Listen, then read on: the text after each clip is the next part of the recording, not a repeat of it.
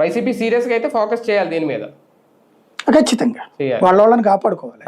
ఇప్పుడు ఆ ప్రయత్నం మొదలు పెట్టారేమో, అందుకే ప్రిపేర్ చేస్తున్నట్టున్నారు సజ్జల. ఒకటి దేశవ్యాప్తంగా చూస్తే అత్యధికంగా తీసింది బెంగాల్ కూడా కాదు, వీళ్ళకి అర్థం కావట్లేదు. 60 లక్షల బెంగాల్లో తీసింది, 90 లక్షలు తీసేసింది తమిళనాడు. అవునా? దగ్గర అత్యధికంగా తీసినటువంటి రాష్ట్రాలు కేరళ తీసేశారు, బెంగాల్ కంటే ఎక్కువ.